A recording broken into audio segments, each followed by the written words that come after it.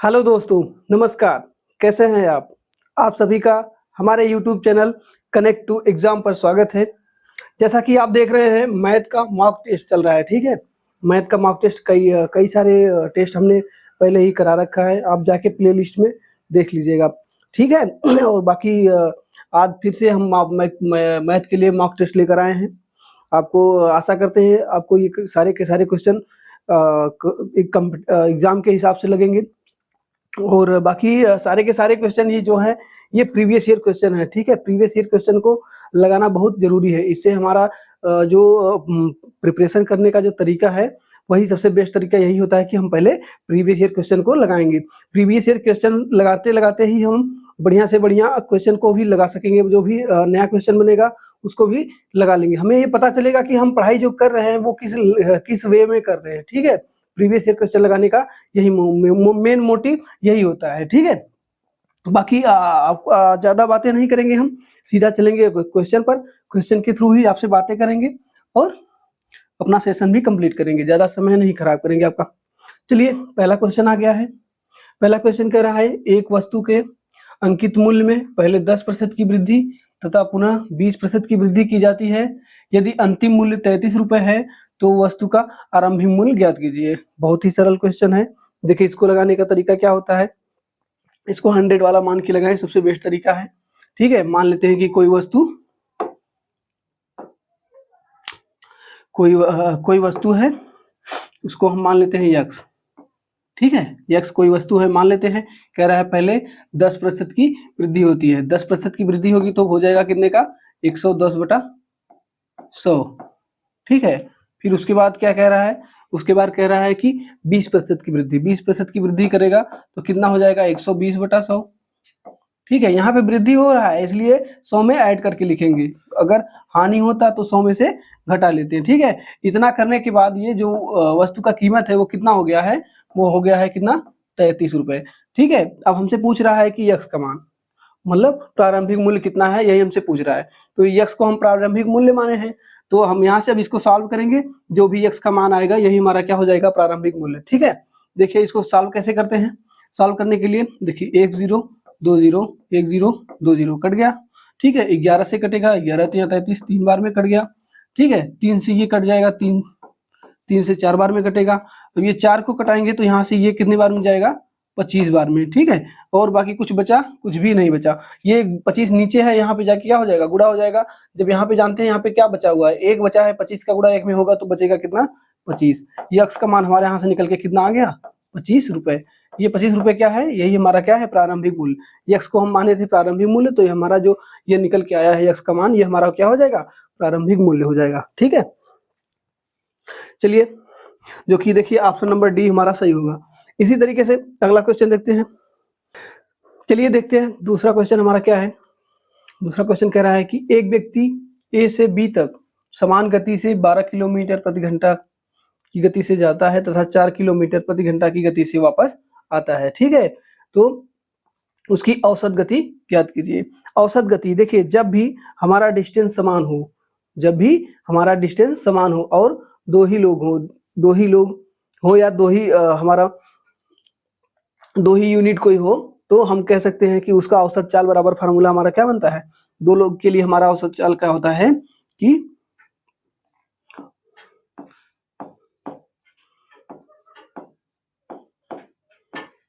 औसत चाल, ठीक है?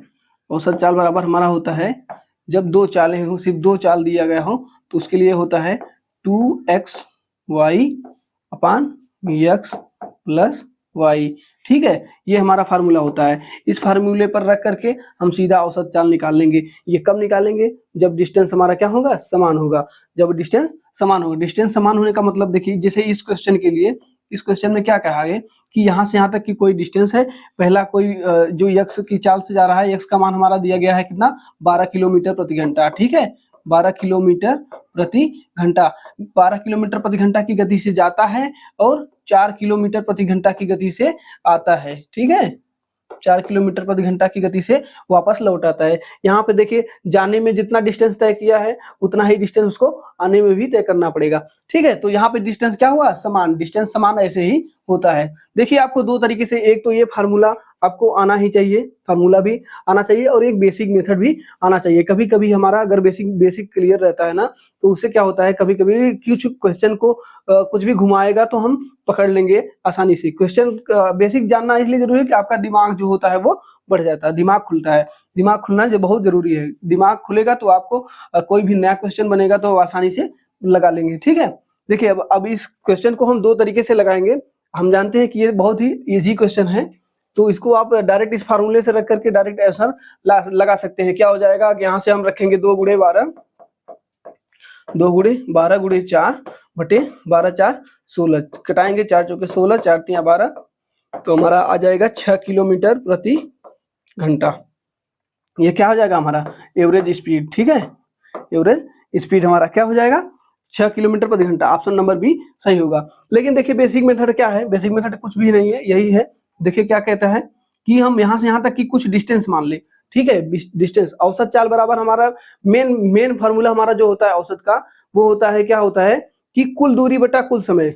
ठीक है, औसत चाल बराबर होता है कुल दूरी बटा कुल समय। आपको बस ये बातें आपको एकदम कंठस्थ होनी चाहिए कि औसत चाल बराबर हमारा होता है कुल दूरी बटे कुल समय। ठीक है, यहाँ पर भी आप जोड़ेंगे तो वही बन रहा है। ठीक है, ये भी सेम चीज बन रहा है। तो हम यहाँ से आपको समझाते हैं। देखिए कि हम मान लें कि यहाँ से यहाँ तक की डिस्टेंस कोई मान लेते हैं। डिस्टेंस मानना है तो आप 12 मान लीजिए। मानने के लिए आप कुछ भी मान सकते हैं, आप फ्री हैं। ठीक है, आप फ्री हैं, उससे कोई प्रभाव नहीं पड़ेगा। हम मान लेते हैं कि 12 किलोमीटर, मान लेते हैं 12 किलोमीटर यहाँ से यहाँ तक की डिस्टेंस है। ठीक है, कुल दूरी बटे कुल समय। देखिए अगर ये 12 किलोमीटर जाएगा तो 12 किलोमीटर आएगा भी। ठीक है, तो हम कह सकते हैं कि 12 + 12, ठीक है, डिस्टेंस हमारा कुल दूरी कितना हो जाएगा 12 + 12 किलोमीटर। ठीक है, यहाँ से 24 किलोमीटर हो जाएगा। और कह रहा है कि अब देखिए 12 किलोमीटर को 12 की स्पीड से जब जाएगा तो कितना समय लेगा। 12 किलोमीटर को 12 की स्पीड से जाएगा तो हमारा समय लगेगा कितना 1 घंटा। ठीक है, इसी तरह आप 12 किलोमीटर को 4 किलोमीटर प्रति घंटा की स्पीड से लेकर आएगा तो कितना समय लगेगा, हम यहाँ से निकाल सकते हैं कितना लगेगा 4 × 12 मतलब 3 घंटा और लगेगा। तो हमारा देखिए क्या आ गया, कुल दूरी बटा कुल समय। कुल दूरी हमारा कितना निकल के आया 24 हो गया है, और कुल समय निकल के कितना आया है 3 1 4। ठीक है, 4 से कटा देंगे तो हमारा 6 बार में कट जाएगा। यही हमारा औसत चला गया है। तो आपको ये बातें आपको समझ में आनी चाहिए, ये बातें समझ में आनी चाहिए। आएंगी तो आपका दिमाग खुलेगा। ठीक है, दिमाग खुलेगा तो आपका नया क्वेश्चन जब भी बनेगा तो आप बहुत ही आसानी से बना लेंगे। ये सब तो सारे रटे रटाए क्वेश्चन होते हैं। रटे रटाए का मतलब ये फार्मूले बेस्ड क्वेश्चन होते हैं। फार्मूला आपको याद है, आप क्वेश्चन को सॉल्व करके चले जाएंगे। ठीक है, देखिए ऑप्शन नंबर बी सही होगा। आशा करते हैं ये बात आपको समझ में आई होगी। चलिए अगला देखिए। अगला क्वेश्चन कह रहा है, अगला क्वेश्चन क्या कह रहा है कि दो संख्याओं का गुणनफल 20 736 है, वह उनका म 54 है, तो ल स ज्ञात कीजिए। ठीक है, ये बातें भी आपको अच्छी तरीके से आती होंगी। क्या होता है कि म स गुणे ल स बराबर पहला संख्या गुणे दूसरी संख्या। ठीक है, ये हम जानते हैं। तो दो संख्याओं का मान लेते हैं कि क्या होता है कि म स गुणे ल स, म स गुणे ल स, म स गुणे ल स बराबर क्या होता है पहली संख्या गुणे दूसरी संख्या। ये हम जानते हैं। ठीक है, पहली संख्या गुणे दूसरी संख्या, यही हमारी क्या होती है म स गुणे ल स। तो हमें दो संख्याओं का गुणनफल दे दिया है, मतलब पहली संख्या गुणे दूसरी संख्या का मान हमें पहले से दे रखा है। क्या दिया है 20736, ये मान हमको दिया है। और क्या दिया है म स का मान दिया है, हमें म स का मान दिया है। और गुणे हमें क्या पूछा है ल स का मान। ठीक है, देखिए हमारे इसमें क्या क्या है 1 2 3 4 चीजें हैं। 4 चीजों में से हमें कभी भी देगा तो 3 चीजों का मान हमें दिया रहेगा, एक का पूछेगा, हम आसानी से निकाल सकते हैं यहाँ से। तो हमें यहाँ देखिए इन दोनों का मान संयुक्त मान पहले से दिया था, इसका मान भी अलग से दिया है। हमें ल स पूछा गया है, हमसे क्या पूछा गया है ल स पूछा गया। तो हम जानते हैं कि अब हमें ल स निकालना है तो क्या करेंगे, यहाँ से 54 जो होगा यहाँ पे गुणा है तो यहाँ पे जाके क्या हो जाएगा भाग हो जाएगा। तो भाग होने के लिए यहाँ पे हो जाएगा 54। ठीक है, अब देखिए यहाँ पे लॉजिक लगाना है आपको, यहाँ पे कैलकुलेशन में नहीं फंसना है, कैलकुलेशन से बिल्कुल ही बचना है। कैलकुलेशन से बचेंगे तो अब इस तरीके के जब भी क्वेश्चन बने तो आप सीधे सीधे पहले एक बार ऑप्शन को एक नजर देख लीजिए। ठीक है, ऑप्शन देख रहे हैं हम, जो ये सारे ऑप्शन हैं ऑप्शन को एलिमिनेट करते हैं। कैसे करते हैं देखिए, कह रहा है कि अब देखिए 54 से भाग देना है। ठीक है, और यहाँ पे देखिए सारे के सारे ऑप्शन क्या है पूर्णांक में है, मतलब इसका मतलब है कि पूरी संख्या पूरी तरह से कटेगी। ठीक है, अब हम क्या चेक करेंगे, देखिए 4 और 6 को देखते हैं। 4 और 6 का, 4 का गुणा ऐसा कौन सी संख्या से गुणा करेंगे कि इकाई अंक क्या आएगा, 6 आएगा, क्योंकि ये इससे भाग देंगे तो इसका मतलब जो भागफल आएगा, भागफल को इससे गुणा करेंगे तो ये संख्या हमें प्राप्त होनी चाहिए। ठीक है, मतलब 54 को किस संख्या से गुणा करें कि हमारा 20,736 प्राप्त हो जाए। तो इसके लिए हम क्या करेंगे, ऑप्शन को चेक करेंगे। देखिए यहाँ पे 5 है, ठीक है, 5 का गुणा अगर हम 4 से करते हैं तो इकाई अंक क्या हो जाएगा, 0 आएगा, जो कि ऑप्शन में क्या यहाँ पे आना चाहिए, कितना, 6 आना चाहिए। तो हमारा ये ऑप्शन तो कभी हो ही नहीं सकता। इसी तरीके से 8 का गुणा अगर हम 4 में करते हैं तो क्या हो जाएगा, 8 जो कि 32, 2 आ रहा है, जो कि वहां पे आना चाहिए कितना, 6, तो ये भी नहीं होगा। इसी तरीके से यहाँ पर भी तो वही है, सेम है। तो यहाँ पे देखिए ये लास्ट वाले में क्या है, 4 है, 4 का गुणा अगर हम 4 से करते हैं तो इकाई का अंक 6 आएगा। तो हम कह सकते हैं कि ऑप्शन नंबर डी सही होगा। देखिए हम यहाँ पे कैलकुलेशन में नहीं फंसे और बहुत ही आसानी से इस क्वेश्चन को सॉल्व कर लिए। ये भी अप्रोच आपको आनी चाहिए। ऑप्शन एलिमिनेट बहुत ही ज्यादा जरूरी है। ठीक है, अगर आपको ऑप्शन एलिमिनेट आ रहे हैं तो आप बहुत ही आसानी से सारे के सारे क्वेश्चन को कर सकते हैं। ठीक है, देखिए अगला क्वेश्चन क्या है। अब अगला क्वेश्चन देखते हैं। कह रहा है एडवांस मैथ का आया है क्वेश्चन। कह रहा है कि किसी समबाहु त्रिभुज के परिवृत्त की त्रिज्या 8 सेमी है, त्रिभुज की अंतर्वृत्त की त्रिज्या ज्ञात कीजिए। ठीक है, इसमें क्या दिया है, समबाहु त्रिभुज। समबाहु त्रिभुज दिया है, आपको ये बातें समझ में आनी चाहिए कि समबाहु त्रिभुज का क्या क्या नियम होता है। कुछ हम नियम बताते हैं आपको। देखिए समबाहु त्रिभुज में क्या होता है, तीनों भुजाएं क्या होती है, बराबर होती हैं। ठीक है, ये भी ए होगा, ये भी ए होगा और ये भी ए होगा। ए मतलब भुजा की मान बराबर होगा।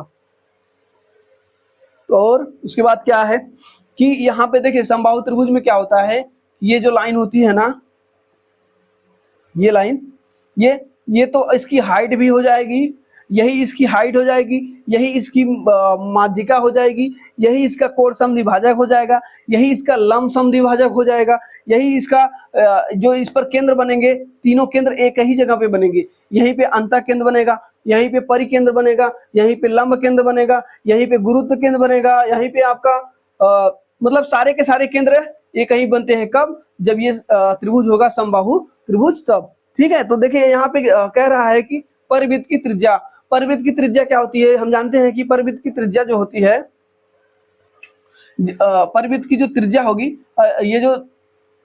ये केंद्र हो रहा, ये केंद्र होगा। हम जानते हैं समबाहु त्रिभुज के लिए सारे के सारे केंद्र क्या होंगे, समान होंगे। अगर हम इसको मीडियन मान लें, मीडियन मान लेते हैं, तो मीडियन क्या होता है कि मीडियन जो होता है 2 और 1 के अनुपात में बांटता है, केंद्र से 2 और 1 के अनुपात में बांटता है। ठीक है, तो हम कह सकते हैं कि अगर इसका परिकेंद्र निकालना, परिवृत्त की त्रिज्या निकालनी हो तो क्या हो जाएगा, परिवृत्त की त्रिज्या जो बड़ा वाला भाग होगा ये हमारा क्या हो जाएगा, परिवृत्त की त्रिज्या, यही हमारा हो जाएगा परिवृत्त की त्रिज्या हो जाएगी। ठीक है, परिवृत्त की त्रिज्या, और ये आला जो हो जाएगा ये अंतर्वृत्त की त्रिज्या, जिसे आर कहते हैं, और इसको हम कैपिटल आर से डिनोट करते हैं। ठीक है, कैपिटल आर का रेशियो में कितना है, 2 है, और स्मॉल आर का रेशियो कितना है, 1। यहाँ से ये सिद्ध होता है कि जो परिवृत्त की त्रिज्या है वो अंतर्वृत्त की त्रिज्या की दुगनी है। तो हमें यहाँ पे दिया क्या है, हमें परिवृत्त की त्रिज्या का मान दिया है, हमें कैपिटल आर का मान दिया है, कितना दिया है, 8। कैपिटल आर का मान अगर 8 दिया है तो स्मॉल आर का मान क्या हो जाएगा, इसका आधा होगा, क्योंकि यहाँ पे हम देख रहे हैं कि ये इसका आधा ही है, 1 और 2 का रेशियो है। यहाँ से आधा करेंगे तो हमारा स्मॉल आर का मान कितना आ जाएगा, 4 सेंटीमीटर। अगर मीटर में होगा तो मीटर में, सेंटीमीटर में है तो सेंटीमीटर में आएगा। ऑप्शन नंबर बी सही होगा। बहुत कुछ इसमें नहीं था, आपको त्रिभुज के बारे में थोड़ी बहुत जानकारी होनी चाहिए। तो त्रिभुज की जानकारी होंगी तो बहुत ही आसानी से इस क्वेश्चन को लगा लेंगे। समबाहु त्रिभुज आ जाए तो आपके लिए समझ लीजिए एकदम ही हलवा हो गया क्वेश्चन। चलिए अगला क्वेश्चन देखते हैं। अगला क्वेश्चन देखिए हमारा क्या है, कह रहा है कि 16,000 की धनराशि है, 20% वार्षिक दर से 9 महीने के चक्रवृद्धि ब्याज होगा। ठीक है, 9 महीने का चक्रवृद्धि ब्याज होगा यदि ब्याज की दर त्रैमासिक देय है। बढ़िया क्वेश्चन है, इसको समझना है। देखिए क्या होगा कि कोई अगर ब्याज की दर वार्षिक रूप से है, वार्षिक रूप से है तो मतलब क्या है कि 12 महीने का ब्याज होता है, वार्षिक रूप से 12 महीने का ब्याज होता है। बहुत एडिट करा प्ले सर्वा में। चलिए दोस्तों देखते हैं अगला क्वेश्चन। अगला क्वेश्चन क्या कह रहा है, कह रहा है 16,000 की धनराशि पर 20% वार्षिक दर से 9 महीने का चक्रवृद्धि ब्याज होगा यदि ब्याज की दर त्रैमासिक देय हो। ठीक है, देखिए जब भी आपका वार्षिक कह दे, ठीक है, वार्षिक कह दे तो इसका मतलब है कि वो 12 महीने का ब्याज जोड़ रहा है, ठीक है, 12 महीने का एक साथ ले रहा है। त्रैमासिक कह दे इसका मतलब है 3-3 महीने का ले रहा है, ठीक है। जब भी वार्षिक रूप से कह दे तो 12 महीने का, त्रैमासिक का कह दे तो 3 महीने का, 6 माही कह दे तो 6 माह का, ठीक है। अब इसको आपको समझना ये है कि अगर हमारा ये 20% जो है, ये 20% ब्याज कब है, जब 12 महीने का है, जब 12 महीने पे ले रहा है तो 20% ब्याज लग रहा है, ठीक है। इसी को जब आपको कह रहा है कि त्रैमासिक, त्रैमासिक लेना है तो हम यहाँ से क्या निकाल रहे हैं, रेट, ठीक है, दर, दर इसका जब 20% है तो ये 12 महीने का 20% लग रहा है। अगर यहाँ पे कह रहा है कि त्रैमासिक तो हम कह सकते हैं कि 3 महीने का जो दर होगा कितना होगा वो निकालना चाहे तो कैसे निकलेगा, 3 से निकालेंगे 3 चौके 12 और 4 से कटाएंगे तो 5%। तो यहाँ से हमारा जो ये 5% आया ये क्या हो जाएगा, ये इसका दर हो जाएगा। ये कब होगा, जब ये 3-3 माह पे लेगा। 20% तो तब होता था जब 12 महीने का एक साथ लेता था, लेकिन यहाँ पे तीन ही महीने में ब्याज ले रहा है तो ब्याज हमारा जो दर होगा वो बट जाएगा, कितने में हो जाएगा, 5% में। यहाँ से हमारा 5% रेट निकल के आ गया। अब देखिए जो ये क्वेश्चन बन रहा है ये देखने में तो 9 महीने का लग रहा है, लेकिन ये बन रहा है, अब इसको हम समझे कैसे, समझते हैं कि ये 3 साल कैसे होगा। कि देखिए अगर 3-3 महीने का, 3-3 महीने 9 महीने में 3-3 महीने पे देगा तो ये 3 बार ब्याज देगा, ठीक है, 3 बार ब्याज लगेगा कि 3 माह का एक बार, 3 माह का एक बार, 3 माह का एक बार, हमारा ये बन गया कितनी बार, 9 बार, 9 माह का बन गया। हमें 9 माह का पूछा है, यहाँ पे दर क्या है, त्रैमासिक है। तो इसको, इस बात को समझना है, जैसे आप 3 वर्ष का चक्रवृद्धि ब्याज निकालते थे उसी तरीके से इसे समझिए कि हमें अब 3 वर्ष का चक्रवृद्धि ब्याज निकालना है और रेट हमारा कितना है, 5%। बस यही हमारा क्वेश्चन है और मूलधन हमें दिया गया है, हमसे पूछा क्या गया है, ब्याज, ठीक है। अब इसको, इस क्वेश्चन को लगाने के लिए आपको चक्रवृद्धि ब्याज के कई सारे तरीके हैं, आपको सारे तरीके आने चाहिए। सारे तरीके आने से फायदा ये होता है कि कुछ कैलकुलेशन ऐसे हैं कि दूसरे तरीके से आसानी से लग सकते हैं और दूसरे तरीके से बहुत ही कैलकुलेटिव बन जाएंगे। तो देखिए इसको आसानी से कैसे लगाएंगे वो हम आपको समझाते हैं। देखिए कह रहा है कि हमें अब 5% दर निकल के आ गया। 5% का हम क्या निकालेंगे, पहले 5% का फ्रैक्शन निकालते हैं। हम फ्रैक्शन मेथड से इसको सॉल्व करेंगे। देखिए ठीक है, फ्रैक्शन मेथड से निकालेंगे तो 5% का फ्रैक्शन हमारा बनता है 1/20, ठीक है। आप ये जानते हैं एक तरीका इसको लगाने के लिए, और हमें निकालना कितना है, टाइम कितना, कितनी बार ले जाना है, 3 बार ले जाना है। ये 3 हम इसलिए दे रहे हैं कि 3-3 महीने का हमें 3 शिफ्ट बनेगा, मतलब क्वार्टर जो बनेगा हमारे, क्वार्टरली जो बनेगा 1, 2, 3 क्वार्टर बन के ही हमारा 9 मंथ बनेगा। इस क्वेश्चन को समझना है। देखिए कह रहा है कि अब हम जानते हैं कि यहाँ पे क्या होता है, प्रिंसिपल होता है और यहाँ पे अमाउंट, प्रिंसिपल और अमाउंट। सीआई के लिए प्रिंसिपल और अमाउंट का रेशियो कैसे बनता है आप जानते हैं कि ये नीचे वाला हमको हम मान लेते हैं प्रिंसिपल मानते हैं और 1 का ब्याज मिलता है। जब 1 का ब्याज मिल जाता है तो हमारा अमाउंट कितना हो जाएगा, 21 हो जाएगा, ठीक है। इसी तरीके से दूसरे वर्ष के लिए, ये पहले वाले के लिए हो गया। इसी तरीके से दूसरा वाला जब करेंगे तो फिर से हमारा क्या बनेगा, 20 से 21, ठीक है। तीसरे के लिए अगर हम करेंगे, तीसरे वाले में भी हमारा क्या बनेगा, 20 से 21, ठीक है। ये 3 बार बन जाएगा। अब देखिए हम जानते हैं कि ये इनका अगर हम मल्टीप्लाई करेंगे तो हमारा कितना हो जाएगा, 2 दूनी 4 दूनी 8, मतलब ये हो जाएगा 8000। और यहाँ से 21 का क्यूब हम जानते हैं कितना होता है, 9261। ये बात आपको समझ में आई होंगी। ये जो हमारा प्रिंसिपल और अमाउंट का रेशियो है कितना कितना आ गया, 8000 और 9261। हमसे पूछा क्या आ गया है, हमसे पूछा गया है ब्याज, ब्याज पूछा है ना। देखिए यहाँ पे क्या पूछा है, चक्रवृद्धि ब्याज। चक्रवृद्धि ब्याज क्या होता है, इनका अंतर, अमाउंट में से प्रिंसिपल को माइनस करेंगे तो हमारा क्या निकल गया है, चक्रवृद्धि ब्याज। तो यहाँ से देखिए 9261 में से 8000 माइनस करेंगे तो आप देख रहे हैं आसानी से घटा सकते हैं, हमारा आ गया है 1261। 1261 का मान हमें निकालना है। ये रियल वैल्यू नहीं है, ये हमारी मानी गई वैल्यू है। अब इसको हम रियल वैल्यू से तुलना करके निकाल लेंगे। कैसे करेंगे तुलना, देखिए हम यहाँ पे माने कितना है, यहाँ से 8000, प्रिंसिपल को माने है कितना, 8000, लेकिन हमारा रियल वैल्यू कितना है, 16000, मतलब 8000 का ये क्या है, दुगुना है। 8000 का मान हमें यहाँ से, देखिए यहाँ से अगर हम निकालना चाहे 8000 यूनिट का मान बराबर हमें दिया कितना गया है, रियल में 16000, ठीक है। तो यहाँ से हम जानते हैं 1 2 3 1 2 3 जीरो से जीरो कट गया। 1 यूनिट का मान अगर हम निकालना चाहे तो कितना हो जाएगा, 8 दूनी 16। 1 यूनिट का मान हमारा 2 निकल के आया है। हमें निकालना कितने यूनिट का है, 1261 यूनिट का, क्योंकि ये जो हमारा ब्याज होगा 1261 होगा।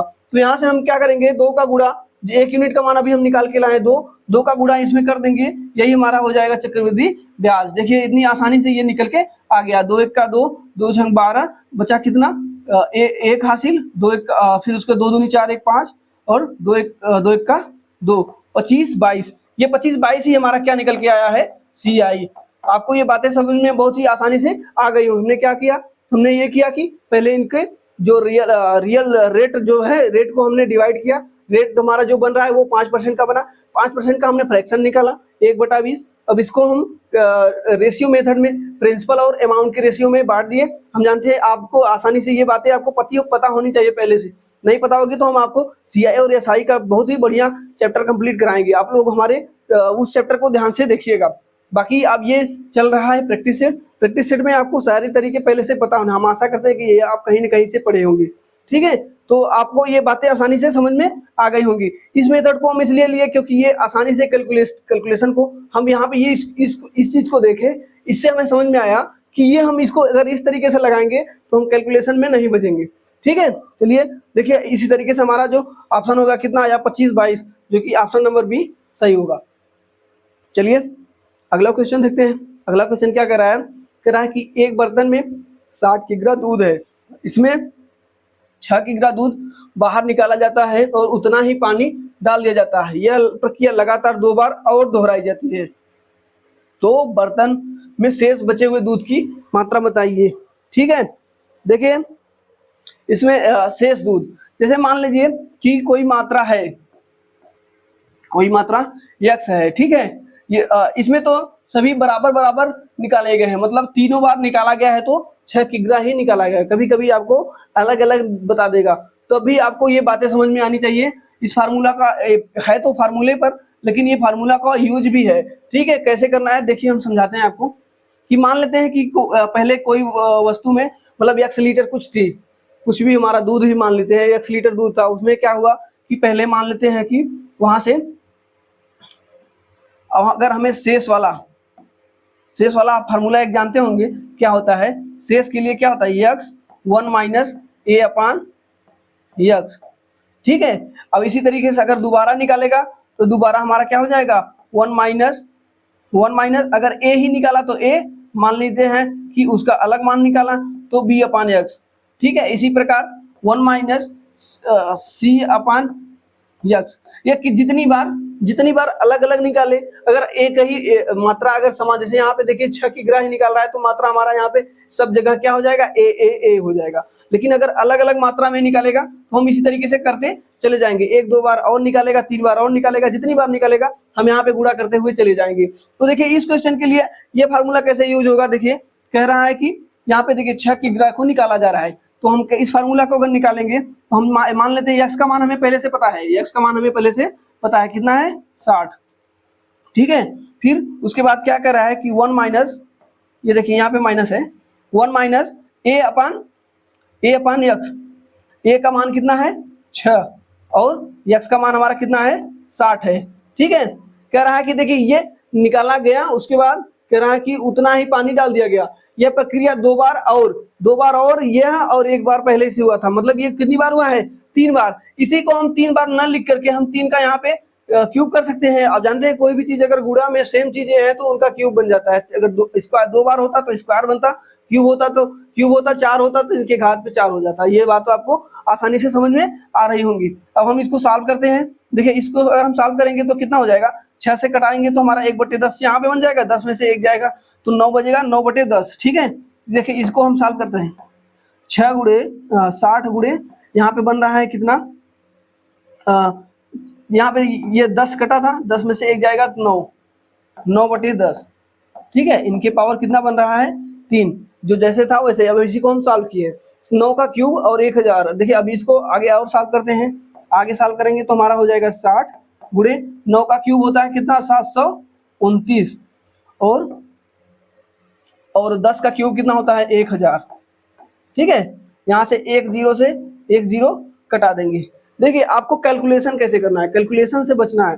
हमेशा कैलकुलेशन को आपको ध्यान देना है कि हम जब भी इस तरीके से कैलकुलेशन बचे तो हमें पूरा कैलकुलेशन भी नहीं करना है। देखिए ये तो बहुत ही आसान कैलकुलेशन आप कर सकते हैं, लेकिन बहुत ही बार आपको ये एकदम जान लीजिए कि एक आपकी चील की निगाह होनी चाहिए। चील की निगाह मतलब समझ रहे हैं ना, कि आपकी एक निगाह ऑप्शन पर हो जानी चाहिए, ऑप्शन को भी देखना है, तभी आप क्वेश्चन को बहुत ही आसानी से और बहुत ही कम समय में लगा सकते हैं। आज का जो कंपटीशन है, कंपटीशन जो है वो समय का है। आप कितने जल्दी क्वेश्चन को सॉल्व कर रहे हैं, यही आपको आगे सिलेक्शन में मदद करेगा, नहीं तो आप पीछे हैं कंपटीशन में। आज जान लीजिए कहीं न कहीं से सभी लोग पढ़ ही ले रहे हैं। ठीक है, अब इसको हम सॉल्व करते हैं कैसे? देखिए इसको सॉल्व करने के लिए क्या करेंगे, 6 का गुणा करते हैं, 6 9 54। ठीक है,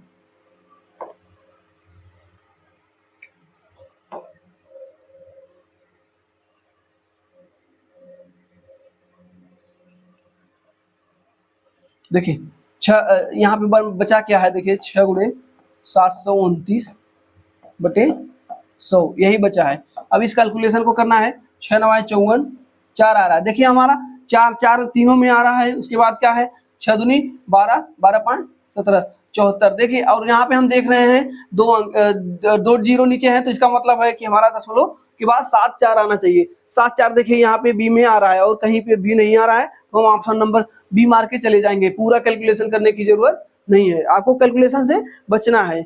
और कैलकुलेशन भी हमारा एक्यूरेट भी आएगा, इसको आप चेक कर लीजिएगा। आप यहाँ पे ये तो आसान है कैलकुलेशन, इसको हम सॉल्व भी कर सकते हैं। देखिए कैसे कि 74 हो गया था, बचा था 6 दूनी 12 5 17, हासिल लगाए 6 से 42 1 43। ठीक है, 43 74। देखिए ये हमारा ऑप्शन आया। देखिए हमें पूरा कैलकुलेशन करने की जरूरत नहीं है। चलिए देखिए अगला क्वेश्चन क्या कह रहा है। अगला क्वेश्चन कह रहा है कि ए का 2 गुना, बी के 3 गुने और सी के 4 गुने के बराबर है, तो ए बी सी का अनुपात ज्ञात कीजिए। देखिए ये बहुत ही बढ़िया क्वेश्चन है। इसको आपको एग्जाम में कैसे समझना है, देखिए ए कह रहा है कि ए का 2 गुना, ठीक है, ए का 2 गुना बराबर बी का 3 गुना, बी का 3 गुना बराबर सी के 4 गुना। यही हमारा क्वेश्चन कह रहा है कि ये सब सारे आपस में क्या है, बराबर है। तो इनसे इनका अनुपात पूछ रहा है। इनका अनुपात निकालने के लिए देखिए ये तो बहुत ही आसान कैलकुलेशन है, आप आसानी से इनका लगा सकते हैं। क्या करेंगे, इनकी एलसीएम लेते हैं। इनका जो गुणन मल्टीपल है, इनका क्या करेंगे, एलसीएम लेंगे। एलसीएम में सबसे भाग दे देंगे, जो रेशियो आएगा वही इनका रेशियो हो जाएगा। ठीक है, देखिए क्या होता है कि 2 3 4 इनका एलसीएम हो जाएगा हमारा कितना, 12 हो जाएगा। 12 से हम भाग देते हैं, सभी में 12 से भाग देंगे। हम जानते हैं कि कोई भी दो हो या 3 हो, ए बराबर अगर बी है तो हम यहाँ पे चाहे 2 से गुणा करें या 2 से भाग करें, तो दोनों तरफ अगर हम 2 से भाग कर देते हैं तो इस पर कोई प्रभाव नहीं पड़ता है। तो इसी को बेस मान करके हम क्या करेंगे, 12 से सब में भाग देते हैं, 12 से इसमें भी भाग देंगे, 12 से इसमें भी भाग देते हैं, 12 से इसमें भी भाग दे देते हैं। तो हमारा ये जो इक्वेशन है इस पर कोई प्रभाव नहीं पड़ेगा। लेकिन यहाँ से हम कटा देंगे, तो देखिए यहाँ से कटाएंगे तो कितना हो जाएगा, 2 छंग 12, और यहाँ से 3 से कटाएंगे तो ये 3 चौके 12, और 4 से कटाएंगे तो ये 3 12। ये जो रेशियो आया है, जब भी ये a बटा आ गया तो इसका मतलब है कि ये a का मान हो जाएगा। ठीक है, ये a का ही मान हो जाएगा। तो हम यहाँ से कह सकते हैं कि जो इनका रेशियो निकल के आया, a b c का रेशियो निकल के आएगा, यही आएगा 6 4 3। ठीक है, 6 4 3। देखिए अच्छा, इसको एक तरीके से और समझ सकते हैं। जैसे मान लीजिए ये आपको नहीं समझ में आया कि हम एलसीएम से कैसे भाग दे रहे हैं। ठीक है, ये आपको अगर बात सही समझ में आ रही होगी तो आप इसको देखिए क्या करेंगे कि देखिए जब भी हमें अगर इसका मान निकालना होगा तो इसको छोड़ करके इन दोनों का गुणा करेंगे। जब इसका मान निकालना होगा तो इन दोनों का गुणा करेंगे। इनका मान निकालना होगा तो इसको छुपा करके इन दोनों का गुणा करके इसका मान निकल रख देंगे। जिसका भी रखेंगे उसको छुपा लेंगे, उसके बाद उसके गुणा करके नीचे रख देंगे, तो ये हमारा फिर से कट के वही बन जाएगा। देखिए अगर यहाँ से बनाना चाहें तो बनेगा क्या हमारा, इसको छुपाते हैं कि ए का मान अगर हम निकालना चाहें, देखिए यहाँ से ए बी और सी का अनुपात निकालना है हमें। ए का अनुपात अगर निकालना है तो क्या निकलेगा, यहाँ पे इसको छुपाएंगे, यहाँ से 3 और 4 का गुणा करेंगे तो यहाँ पे बन जाएगा 12। ठीक है, बी का निकालना चाहेंगे तो बी को छुपाएंगे, यहाँ से ए और इनका मल्टीपल को गुणा करेंगे, 4 दूनी 8। ठीक है, अब यहाँ से अगर हमें सी का निकालना हो तो इसको छुपाएंगे और यहाँ से इनका मल्टीपल करेंगे, 3 दूनी 6 हो जाएगा। ठीक है, अब इसको हम कटा देंगे, किससे कटेगा, ये 2 से कट जाएगा। 2 से कटाएंगे, 2 छके 4, 2 चौके 4, 2 तिहाई 6, 2 से सब कट रहे हैं, 6 4 3।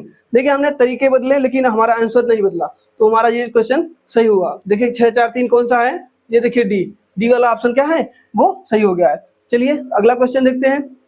अगला क्वेश्चन क्या कह रहा है, 4 अंकों की अधिकतम संख्या में वह कौन सी संख्या जोड़ी जाए कि प्राप्त परिणाम 345 से विभाजित हो जाए। देखिए ये सारे क्वेश्चन इस तरीके के जो क्वेश्चन होते हैं ना, ये परीक्षा में आपके समय खराब करने के लिए होते हैं, लेकिन अगर आपको अप्रोच मालूम है ना तो बहुत ही सरल क्वेश्चन, ये बहुत ही सही आसान तरीके से आप बहुत ही जल्दी क्वेश्चन को सॉल्व कर सकते हैं। देखिए कैसे करते हैं, आपको कैलकुलेशन से बचना है, हमेशा कैलकुलेशन से बचना है। जहां कैलकुलेशन कंपल्सरी होगा वहां तो करना ही पड़ेगा, लेकिन आप मैक्सिमम क्वेश्चन में कैलकुलेशन से बच करके भी क्वेश्चन को सॉल्व कर सकते हैं। देखिए क्या कह रहा है, 4 अंकों की अधिकतम संख्या। पहले तो आपको जानना होगा कि 4 अंकों की अधिकतम संख्या होती क्या है। 4 अंकों की अधिकतम संख्या होती है, मैक्सिमम हमारी जो संख्या होती है 9 9 9 9, ये हमारी क्या है, 4 अंकों की बहुत ही बड़ी संख्या, मतलब सबसे बड़ी संख्या यही है, इससे बड़ी संख्या नहीं हो सकती है। कह रहा है कि वह कौन सी संख्या जोड़ी जाए कि प्राप्त परिणाम 345 से भाग हो जाए, 345 से पूर्णतः चला जाए,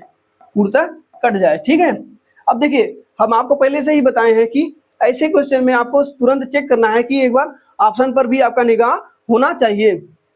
अब इसमें ऐसी कौन सी संख्या जोड़ दी जाएगी, देखिए यहाँ पे हम यूनिट डिजिट को चेक करेंगे, पहले यूनिट डिजिट को चेक करेंगे। हमें देखिए यहाँ से 5, ठीक है, 5 दिख रहा है, 5 से कौन सी संख्या कटती है, 5 से वही संख्या कटती है या तो उनका इकाई का अंक 5 हो या तो 0 हो। तो हम यहाँ से देख रहे हैं कि इसमें ऐसी कौन सी संख्या जोड़ेंगे कि यहाँ पे इकाई का अंक 5 हो जाए या तो 0 हो जाए। तो देखिए ये तो पहले से 0 है, 0 में 9 जोड़ेंगे तो हमारा इकाई का अंक 9 आएगा, ये तो हमारा हो ही नहीं सकता कभी भी। इसी तरीके से ये सेम चीज बन रहा है इसमें भी।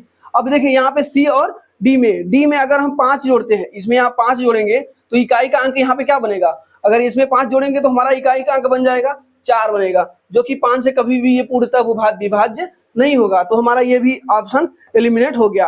अब इसको हम तो बिना चेक करके ही लगा सकते हैं, लेकिन चेक करना है तो आप यहाँ पे 6 जोड़ेंगे। यहाँ से अगर यहाँ से 6 जोड़ते हैं तो हमारा कितना बन जाएगा, यहाँ से 6 जोड़ेंगे तो हमारा इकाई का अंक 5 बन रहा है, जो कि इस ऑप्शन को मतलब इस मेथड को आपको क्या करेगा, ये काम कर रहा है। या देखिए हमें यहाँ से कैलकुलेशन से बच गए, लेकिन अगर आपको ये सारी नंबर सिस्टम के कुछ रूल है आपको अगर पते होंगे तो बहुत ही आसानी से इस क्वेश्चन को सॉल्व कर सकते हैं। देखिए हमने बिना कैलकुलेशन को इस क्वेश्चन को सॉल्व कर दिया, बाकी आप कैलकुलेट करिएगा, इसमें 6 जोड़ देंगे, 6 जोड़ के भाग देंगे, ये पूरी तरह से विभाज्य हो जाएगा। ये हम नहीं करेंगे कि आपको विभाज्य करके दिखाएं, आप ये आप खुद से करिएगा। चलिए देखिए एडवांस का क्वेश्चन आ गया है, बढ़िया क्वेश्चन है ये। कह रहा है कि ओ केंद्र वाले वृत्त का चाप ए बी सी केंद्र पर 130 अंश का कोण बनाता है। यहाँ पे 130 डिग्री होना चाहिए, 130 डिग्री का कोण बना रहा है, और कह रहा है कि ए बी को पी तक बढ़ाया गया तब कोण पी बी सी ज्ञात करें। ठीक है, इसमें कुछ मिसिंग है, चलिए देखते हैं इस क्वेश्चन को क्या कर रहा है। कि पहले तो हम बना लेते हैं वृत्त, जब भी केंद्र कह दे तो आप तुरंत पहले एक वृत्त बना लीजिए। देखिए क्या है एडवांस मैथ में, आपको हम हमेशा से बताते आ रहे हैं कि एडवांस मैथ में जो कह रहा है आप उसको उसका फिगर अगर आप बना लिए तो आधा से ज्यादा सारा काम उसका हो ही गया वहीं पे। फिगर आपका अगर सही बन गया तो आप क्वेश्चन को सॉल्व आसानी से कर लेंगे। ठीक है, चलिए देखिए क्या कह रहा है। कह रहा है कि ओ केंद्र वाले वृत्त के चाप ए बी सी, चाप क्या होता है, जो परिधि पर बनता है चाप। हम मान लेते हैं कि कोई चाप यहाँ पे है, ए है, यहाँ पे बी है और यहाँ पे सी है। ठीक है, ये 3 चाप हो गए मतलब। और यहाँ पे क्या कहा है कि केंद्र पर 130 डिग्री का, यहाँ पे केंद्र ओ है, यहाँ पे केंद्र ओ है। ठीक है, अब देखिए क्या कह रहा है कि केंद्र पर 130 डिग्री का कोण बनाता है ए बी सी। यहाँ पे इसे कहना चाहिएगा कि ए और सी। ठीक है, ए और सी, ये वाला, इसके कहने का मतलब यहाँ पे ये वाला कोण जो बन रहा है वो 130 डिग्री का बन रहा है। और क्या कह रहा है कि पी बी सी, क्या ए बी को पी तक बढ़ाया जाता है, ए बी को पी तक बढ़ाया जाता है। ए और बी को ऐसे यहाँ से यहाँ तक ये बढ़ाया गया पी तक, मान लेते हैं पी यहाँ तक बढ़ाया गया। उसके बाद क्या कह रहा है, तो कोण पी बी सी का मान ज्ञात करें। ठीक है, पी बी सी का मान ज्ञात करें। देखिए ये कैसे ज्ञात होगा, पी बी सी मतलब ये वाला कोण, इस वाले कोण का मान हमसे पूछा गया। देखिए अब हम क्या करेंगे, हम जानते हैं कि एक ही चाप से केंद्र पर बना कोण इसी चाप से परिधि पर बने कोण का दुगुना होता है। अगर ये 130 डिग्री है तो ये हमारा कितना बन जाएगा, 65 डिग्री बनेगा। ठीक है, ये बातें आपको समझ में आ रही होंगी। उसके बाद क्या होता है, अब देखिए हम अगर देखें तो यहाँ से यहाँ से यहाँ से यहाँ से ये तीनों, यहाँ से ये जो चतुर्भुज बन रहा है ये क्या बन रहा है, चक्री चतुर्भुज। चक्री चतुर्भुज बन रहा है। चक्री चतुर्भुज में क्या होता है कि आमने सामने का कोण 180 डिग्री का होता है। आमने सामने का कोण 180 डिग्री है। देखिए ये एकदम सीधी लाइन है, ठीक है, इसको आप कुछ और नहीं समझेंगे, ये सीधी लाइन है। इसका देखिए इसमें इसका जो ये माला मान होगा कितना हो जाएगा, 180 में से 65 घटाएंगे तो हमारा हो जाएगा 115 डिग्री, ठीक है, 115 डिग्री हो जाएगा। अगर ये 115 डिग्री हो जाएगा, हम जानते हैं एक सरल रेखा पर टोटल कोण कितना बनता है, एक सरल रेखा पर टोटल कोण बनता है 180 डिग्री। अगर टोटल 180 डिग्री में से 115 ये है तो ये हमारा कितना बन जाएगा, 65 डिग्री। तो इससे हमें देखिए ये यहाँ से हमें PBC यही हमसे पूछा है, PBC तो कितना आ गया, 65 डिग्री। यहाँ से हमें ये मान तो पता चल गया, लेकिन हमें एक चीज और यहाँ से पता चली, क्या होता है कि देखिए इसको आपको रट लेना है। आप अगर इसको रट लीजिए कि जो परिधि पर बना जो कोण होता है वो इसके सम्मुख कोण के बराबर होता है। इसका जो सम्मुख कोण आप जानते हैं ना कि जो इसके पीछे वाला कोण, जो इसके सामने से यहाँ वाला कोण बनेगा, ये वाला कोण और ये वाला कोण हमेशा क्या होगा, बराबर होगा। अब यहाँ पे कोई भी मान होगा वो जाहिर सी बात है वो उसका चक्री चतुर्भुज होगा, वहां से ये माइनस होगा तो ये इसके बराबर होगा। तो यहाँ से ये वाला जो कोण होगा ये हमेशा इस कोण के बराबर होगा, ये आपको रट लेना है, ठीक है। ये भी हमारा एक प्रमेय सिद्ध हो गया। चलिए अगला क्वेश्चन देखते हैं। अगला क्वेश्चन कह रहा है कि एक आदमी एक बैंक में साधारण ब्याज की दर से 4 वर्ष के लिए रुपए 500 और 3 वर्ष के लिए 600 रुपए जमा करता है। दोनों पर कुल ब्याज 190 प्राप्त होता है। ब्याज की वार्षिक दर बताइए। बढ़िया क्वेश्चन है। देखिए इसको कैसे सॉल्व करेंगे, हम एक चीज कह सकते हैं कि देखिए जो हम 500 रुपए पर जो ब्याज मिलेगा 4 वर्ष का, ठीक है, ये ब्याज 2000, ये कह सकते हैं कि 2000 का एक वर्ष का जो ब्याज होगा वो भी इसके बराबर होगा। आप ये बात को समझ रहे हैं कि नहीं। जैसे कह रहा है कि 500 रुपए का जो ब्याज होगा, 4 वर्ष का जो ब्याज होगा, वही ब्याज 2000 रुपए का एक वर्ष के बराबर होगा। ये बातें आपको समझ में आ रही होंगी। इसी तरीके से यहाँ पे क्या कह रहा है कि 600 रुपए का जो 3 वर्ष का ब्याज होगा, यही हमारा क्या हो जाएगा, 1800 का एक वर्ष का ब्याज बराबर होगा, ठीक है। हम यहाँ पे एक वर्ष मान लेते हैं, ठीक है, क्योंकि हमें यहाँ से हमें क्या पता चला है, कुल दोनों का मिला करके कुल हमें ब्याज मिला है, ठीक है, कुल ब्याज हमें मिला है। तो यहाँ से हमें अगर निकालें कि अमाउंट हमारा कितना, मतलब ये हमारा प्रिंसिपल कितना बनेगा, प्रिंसिपल हम मान रहे हैं, प्रिंसिपल यहाँ से भी हम प्रिंसिपल मान सकते थे। यहाँ पे जो प्रिंसिपल दिया गया है ये ये तो 4 वर्ष के लिए दिया गया है, हम यहाँ से 1 वर्ष का निकाल लेते हैं, क्योंकि हमें यहाँ से SI बराबर क्या होता है, SI बराबर हमारा निकलता है P into R into T upon 100, ठीक है। इसमें से हमें क्या क्या चाहिए, हमें प्रिंसिपल चाहिए, रेट चाहिए, टाइम चाहिए, तो हम यहाँ से SI निकाल सकते हैं। हमें दिया गया है SI का मान पहले से दिया गया है, ठीक है, टाइम का मान दिया है लेकिन वो अलग अलग दिया है, तो हम यहाँ अलग अलग टाइम दिया है और अलग अलग प्रिंसिपल दिया है। तो अब यहाँ पे देखिए ये दोनों सेम नहीं बन रहे हैं, तो इनको सेम बनाने के लिए हमें ये चीजें अपनानी पड़ रही हैं। इसके लिए हम क्या कह सकते हैं कि जो हमारा 2000 रुपये, ये 20,000 लिखा गया है,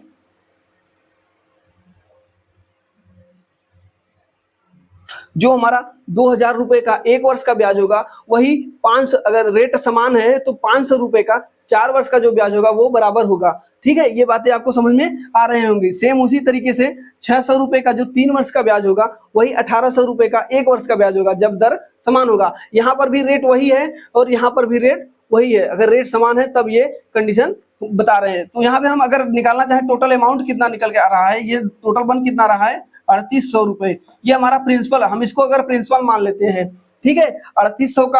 3800 रुपए मूलधन है, उस पर 190 रुपए ब्याज मिला है, तो हम निकाल सकते हैं यहाँ से कि कितना टोटल हमारा रेट हमें पूछा गया है। ब्याज की दर बराबर हमें क्या निकालना पड़ता है, दर बराबर क्या होता है, ध्यान दीजिए, दर बराबर हमारा होता है ब्याज बटे मूलधन, ठीक है, मूलधन गुणे 100। ये हमारा यहाँ से क्या निकलता है, दर प्रतिशत निकालने के लिए ब्याज बटे मूलधन गुणे 100 होता है। तो हमारा ब्याज की दिया गया है, कितना दिया गया है, ब्याज हमारा दिया है 190 रुपए। और मूलधन कितना है, मूलधन अभी हम ये बनाए, ये मूलधन को आपको भूल जाना होगा क्योंकि यहाँ पे हम मूलधन को यहाँ से रिलेट कर दिए हैं, ठीक है, यहाँ से रिलेट कर दिए हैं, तो यहाँ से हमारा मूलधन कितना हो जाएगा 3800, ठीक है 3800।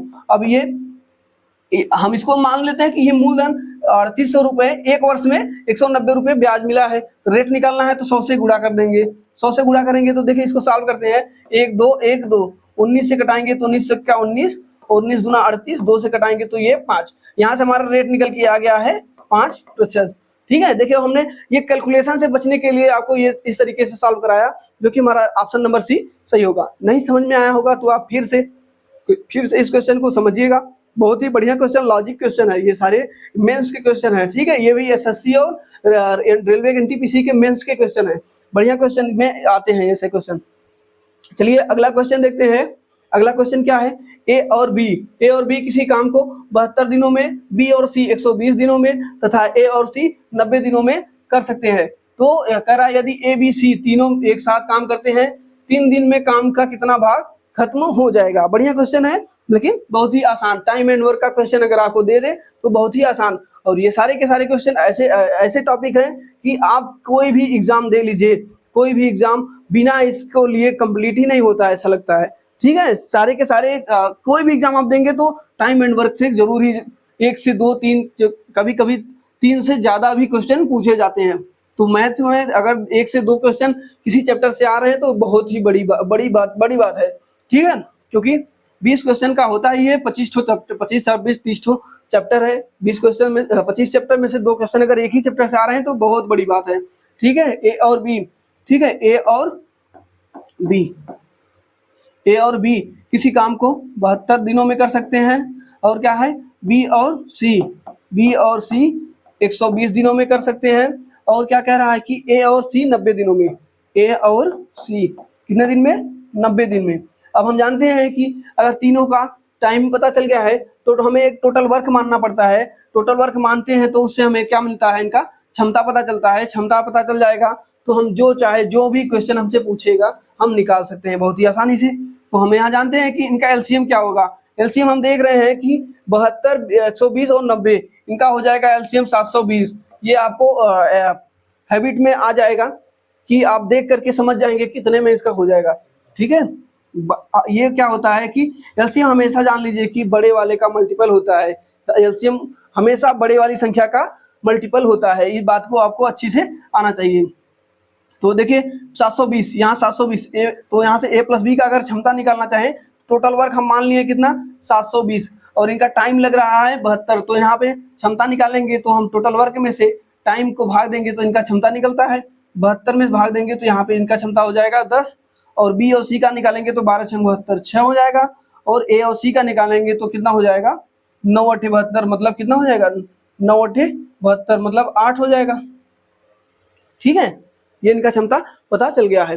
अब हमसे क्या कहा है कि ये देखिए ए प्लस बी प्लस सी इन तीनों का क्षमता दिया गया है, और यहाँ से हमें ए प्लस बी प्लस सी का क्षमता निकालना है, ठीक है। हम कह सकते हैं कि देखिए जब यहाँ से हम तीनों को जोड़ेंगे तो हमारा ये बनेगा, क्या बनेगा 2a प्लस बी प्लस सी।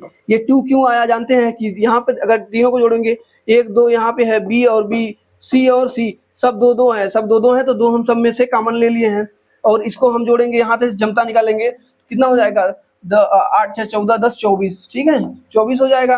अब ये 2 से हम भाग देंगे यहाँ से हो जाएगा कितना 12, मतलब ए प्लस बी प्लस सी का जो क्षमता निकल के आया है तीनों का 12 निकल के आ गया है। हमसे कहा है कि 3 दिनों में काम का कितना भाग खत्म हो जाएगा। एक दिन का क्षमता हमारा निकल के आया है 12, तीनों मिलकर जब काम करेंगे तो उनका जो क्षमता होगा एक दिन का 12 होगा, तो 3 दिन में कितना हो जाएगा 36 हो जाएगा, ठीक है 12 3 36, 3 दिन में कितना काम कर लेंगे 36 काम कर लेंगे। तो कह रहा है कि कितना भाग खत्म हो जाएगा, 36 भाग खत्म हो रहा है कितने में से, हमारा भी निकल के आया टोटल वर्क कितना है 720 है। तो हम बस हमसे यही पूछा है। अब यहाँ से कटाते हैं 36 दूना 72 20, मतलब हमारा आ गया है 1/20, 1/20 3 दिन में कितना काम खत्म होगा 1/20 काम खत्म होगा। तो हमारा जो ऑप्शन नंबर बी है वो सही होगा। चलिए आज इतना ही क्वेश्चन था। आशा करते हैं आज का क्लास आपको बहुत ही मज़ेदार लगा होगा और इसी तरीके से हम हमेशा आपके लिए अच्छे से अच्छे क्वेश्चन लाते रहेंगे। आप हमारे साथ जुड़े रहिए। हमारे YouTube channel connect to exam को सपोर्ट करिए। सपोर्ट कैसे करेंगे? चैनल को सब्सक्राइब करें, अपने दोस्तों के साथ शेयर करें